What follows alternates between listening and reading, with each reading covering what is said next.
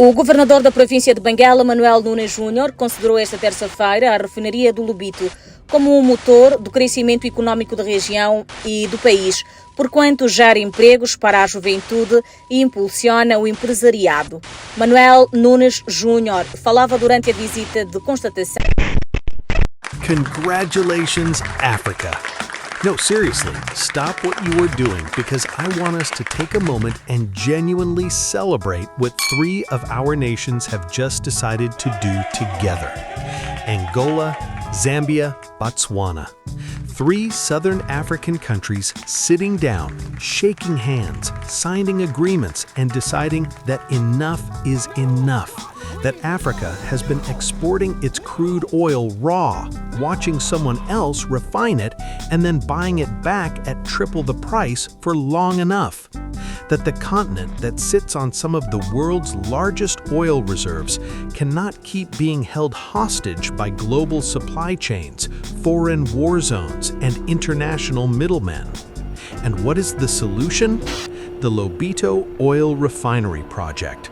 A $6.6 billion powerhouse being built on the Atlantic coast of Angola that, when completed, will have the capacity to process 200,000 barrels of crude oil every single day. 200,000 barrels every single day, refined right here in Africa, for Africa. I am your host. This is Africa Daily, and today we are celebrating, educating, and looking at one of the biggest economic moves Southern Africa has made in a generation. Let's get into it. Before we pop the champagne, and we will pop the champagne, we need to understand the problem that this project is solving. Because when you understand just how broken the current system is, the significance of what Angola, Zambia, and Botswana are building becomes even more extraordinary. Here is the reality of how fuel gets to a car in Gaborone, Botswana today. Angola, Africa's second largest oil producer, pumps between 1.1 and 1.2 million barrels of crude oil every single day. But here is the devastating irony. Angola imports approximately 70% of its refined petroleum products. 70%! The country extracts the raw oil, ships it to Europe or Asia to be refined, and then buys back the finished product at international market prices. Angola spends over $1.7 billion a year on refined fuel imports from its own crude oil. Zambia, landlocked with no oil production of its own, has historically imported most of its refined fuel through the Tanzanian port of Dar es Salaam, trucked across hundreds of kilometers of road. Every price spike on global markets hits Zambia hard. Every disruption thousands of kilometers away in the Middle East translates directly into fuel queues and price shocks in Lusaka. Botswana? Botswana imports 100% of its refined petroleum products. Every single drop. Approximately 70% of it comes through South Africa. And South Africa itself gets roughly 20% of its oil through the Strait of Hormuz, that narrow waterway in the Middle East that has been in the news for all the wrong reasons. So when tension spikes anywhere along that supply chain, Botswana's president had to stand in front of his nation and say, in his own words, "We have only 9 days of fuel remaining." 9 days! Think about what that means. 9 days of fuel in a country that has diamonds in the ground and one of the most stable governance records on the continent. 9 days of fuel because the entire supply chain runs through someone else's territory, someone else's ports, and someone else's political decisions. That is the problem. That is the wound. And the Lobito Refinery project is the medicine. Let me walk you through exactly what is being built and where things stand right now as of 2026. The Lobito Oil Refinery, in Portuguese, Refinaria do Lobito, is located in the Benguela province of Angola on the Atlantic Ocean coast approximately 8 kilometers north of the town of Lobito and about 35 kilometers north of the city of Benguela. The site itself spans 3,800 hectares. To give you a sense of scale, that is more than 50 square kilometers of dedicated energy infrastructure on Angola's coastline. The project is spearheaded by Sonangol, Angola's national oil company, and it has been designated a strategic national priority by President João Lourenço's government. At full capacity, the refinery will process 200,000 barrels of crude oil per day. That is roughly 73 million barrels per year. When fully operational, this will position the Lobito refinery among the largest refineries in sub-Saharan Africa. Full stop. Now here's where things stand on the ground right now. The first phase of the refinery, which focuses on the core processing units, is currently 23% complete. Construction is active. The site is alive. 2,700 jobs have already been created. The first phase carries an investment value of $3.8 billion, with the total project cost estimated at $6.6 billion. Sonangol has mobilized $1.4 billion date, including $330 million for the acquisition of long-term manufacturing equipment. The target for the first phase completion is July 2027. After that comes a 5-month commissioning and testing period, and then, December 2027, the Lobito refinery comes online. December 2027. Mark that date on your calendar, Africa. Beyond the refinery itself, the broader infrastructure story is equally extraordinary. Angola and Zambia are assessing the construction of a 1,400-kilometer pipeline, the Angola-Zambia Oil Pipeline, known as AZOP, that will carry refined petroleum products from the Lobito coast all the way inland to Lusaka, Zambia's capital. The pipeline is designed to transport petrol, diesel, kerosene, jet fuel, and liquid petroleum gas. It will not follow a foreign route through someone else's country. It will follow African soil, connecting African nations for African benefit. This is not a dream written in a conference document. It is real steel being laid in the ground right now. It is a construction site with real workers, real machinery, and a real deadline. Congratulations, Zambia. Genuinely, because what Zambia has secured in this project is remarkable. Zambia has locked in a 25% equity stake in the Lobito refinery. This is not a purchasing agreement. This is not a long-term supply deal. This is ownership. Zambia is a co-owner of the most significant oil refinery project in southern Africa. Zambia's energy minister, Peter Kapala, captured the significance of this perfectly. He said, and I want you to hear this clearly, "This project is a turning point in our pursuit of energy sovereignty and regional value creation. This initiative extends beyond mere fuel. It is about control, ownership, and cultivating an Africa that retains its value chains within the continent." Let me say that again. Control, ownership, retaining value chains within the continent. That is the language of a country that has decided to stop being a passive recipient of global market conditions and start being an active shaper of its own energy destiny. When Zambia owns 25% of the refinery producing the fuel it consumes, Zambia is no longer just a customer. Zambia is a co-director. Zambia sits at the table where the decisions about price, supply, and distribution are made. What does Zambia win from this specifically? Energy security. For a landlocked country that has historically been vulnerable to every disruption in the global fuel supply chain, owning a stake in a refinery on the Atlantic coast means guaranteed access. The conflict in the Strait of Hormuz, the political turmoil in a distant country, the shipping disruption on a far-off ocean, These things lose their power over Zambia's pumps when Zambia owns the refinery producing the fuel. Lower costs. When you own a stake in the production facility rather than buying entirely at market rates from third parties, you access fuel at closer to production cost rather than full retail price. Every Zambian family that fills a car, every farmer who fuels a tractor, every business that runs a generator, they benefit when the middlemen are cut out. Jobs and industry. The pipeline alone will require engineering, construction, maintenance, and operations, sustained employment for Zambian workers over the long term. This is not a foreign company extracting value and leaving. This is Zambian ownership of infrastructure on Zambian soil that serves Zambian needs. And the signal it sends to the rest of the continent that a landlocked, developing African nation can negotiate a 25% stake in a $6 billion oil refinery project through diplomatic relationship building and shared vision is a signal worth amplifying from every platform on this continent.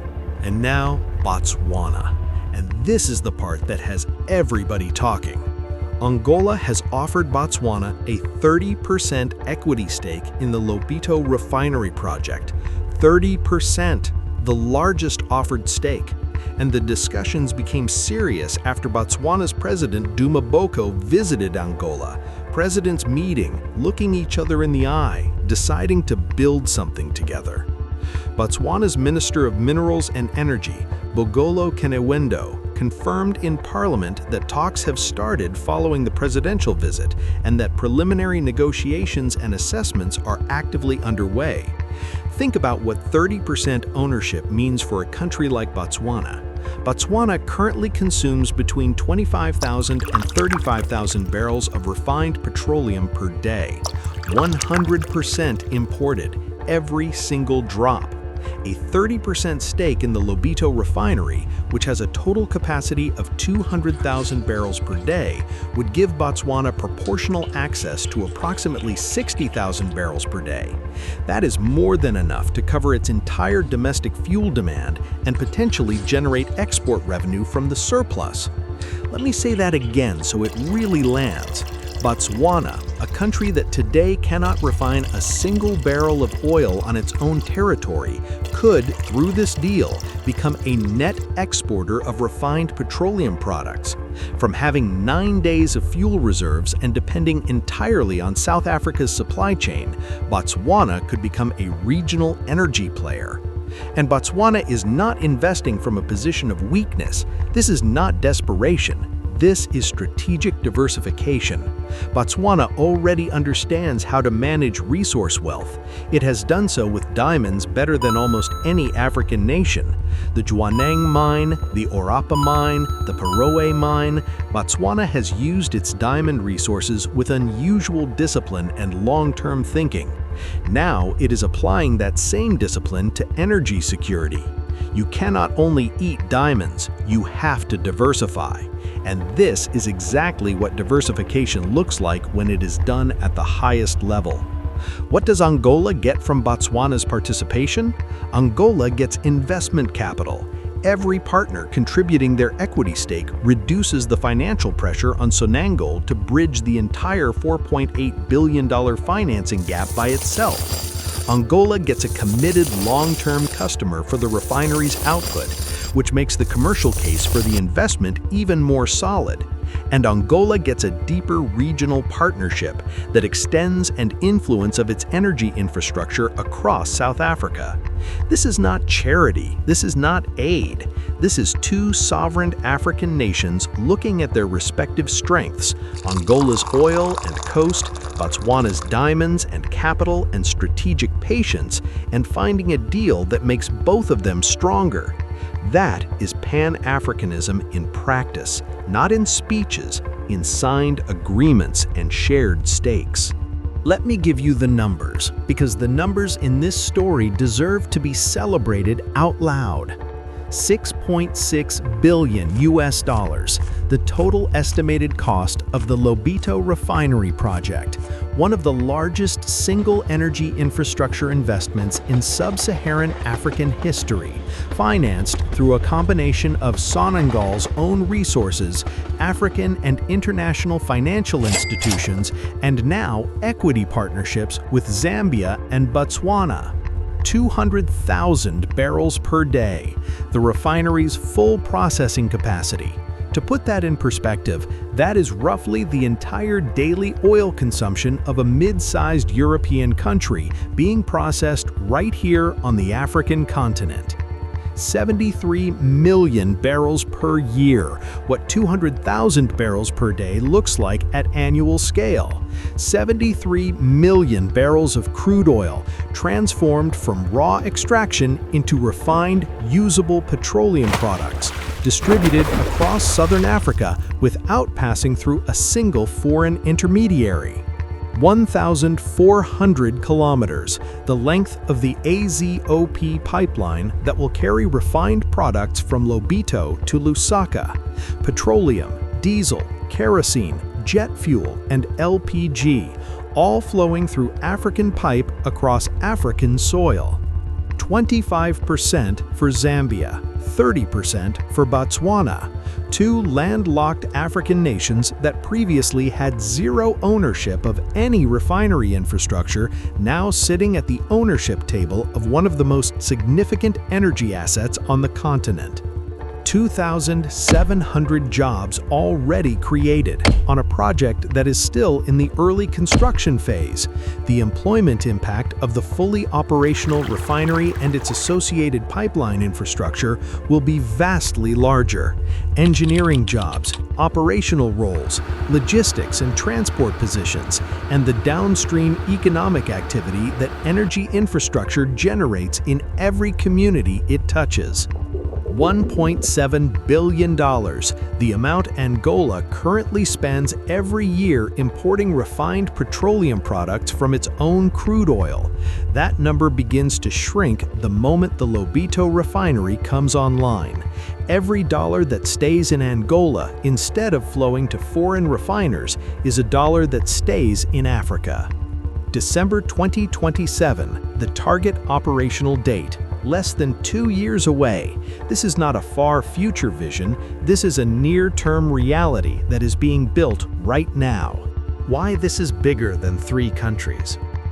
I want to take a moment to zoom out, because as wonderful as this is for Angola, Zambia, and Botswana specifically, what is happening here has implications that stretch far beyond those 3 countries. Africa as a continent produces oil, a lot of it. Nigeria pumps over 1.5 million barrels a day. Angola pumps over 1.1 million. Libya, Algeria, Equatorial Guinea, Congo, Gabon, Ghana, South Sudan. Oil flows from African soil at enormous volume. And yet Africa, as a continent, imports a significant portion of its own refined fuel. We extract the raw material, export it at lower prices, and buy back the finished product at higher prices. This is the exact paradox that has kept resource-rich African nations from fully capturing the value of what they produce. The Lobito Refinery project is a direct challenge to that paradox. It is Senegal saying, "We will refine our own crude." It is Zambia saying, "We will own a piece of the process." It is Botswana saying, "We will secure our supply by investing in the production rather than just purchasing at market rates." And the precedent it sets is enormous. If Angola, Zambia, and Botswana can build this model, African crude, African refining, African ownership, African pipeline, African distribution, then the template exists for other clusters of African nations to replicate it. Ghana and its West African neighbors, East Africa's oil producers with their landlocked trading partners. The idea that African nations must always be at the end of the value chain, always the sellers of raw materials and buyers of finished goods, that idea becomes harder to defend with every kilometer of the AZOP pipeline that gets laid. Zambia's energy minister was not exaggerating when he said this is about control, ownership, and retention maintaining value chains within the continent. That language, control, ownership, value chains, is the language of economic liberation, not in theory, in a signed agreement with a construction site attached. Africa is not waiting for permission to refine its own oil. Africa is building the refinery. What the leaders said. I want to give you some of the words that have been spoken around this project, because sometimes the leaders say it better than any analysis can. General Katumba Wamala of Uganda, speaking in a different but related context about African energy independence, captured the sentiment perfectly. We have the land. We have the resources. What we can use is what we are giving to other people, and then at the end of the day, we go back there and buy it very expensive. That simple observation, the absurdity of selling cheap and buying expensive what we ourselves produced, is exactly the logic that the Lobito project disrupts. Botswana's president Buma Boko said, "We can no longer continue to be dependent on other people when we can actually feed ourselves." 9 words. We can actually feed ourselves. That is the entire story. The oil is there. The need is there. The capability is being built. Africa can feed itself. Africa is choosing to feed itself. Sonangol's director of planning, speaking to the broader continental significance, said this: "We are a continent full of natural resources, but we are still dependent upon import of refined products. Our final products need to be prepared and produced locally for us to serve the continent. It is important for us to invest now, not only to benefit the current generation, but also to look forward and benefit future generations." Current generation and future generations. This project is not just about fuel prices in 2028. It is about building industrial capacity, the kind of capacity that teaches engineers, creates institutions, generates expertise, and builds the foundation for the next level of African industrialization. You build one refinery, you train the engineers to run it. Those engineers train others. You build the next refinery faster and cheaper. The knowledge stays in Africa. The skills stay in Africa. The value stays in Africa. Now here is something that makes this story even more exciting. The Lobito refinery does not exist in isolation. It is part of a broader transformation of the Lobito corridor, one of the most ambitious infrastructure projects on the African continent. The Lobito corridor is a 1,300-kilometer railway connecting the mineral-rich copperbelt regions of Zambia and the Democratic Republic of Congo to the Atlantic Ocean port of Lobito in Angola. It is, essentially, the spine of a new Southern African trade artery. And it has attracted investment from the African Development Bank, the European Union, the United States, and a private consortium including the commodity trader Trafigura and engineering firm Mota Engil, which has secured a 30-year operating concession. The railway carries copper, cobalt, and other critical minerals from the heart of Africa to global markets. The oil refinery sits at the same coastal endpoint. The AZOP pipeline will run parallel to that corridor in the other direction, carrying refined energy products back inland. This is an integrated multimodal infrastructure corridor, rail for minerals, pipeline for petroleum, road links being upgraded throughout, that ties the economic futures of Angola, Zambia, and the DRC together in a way that changes the region permanently.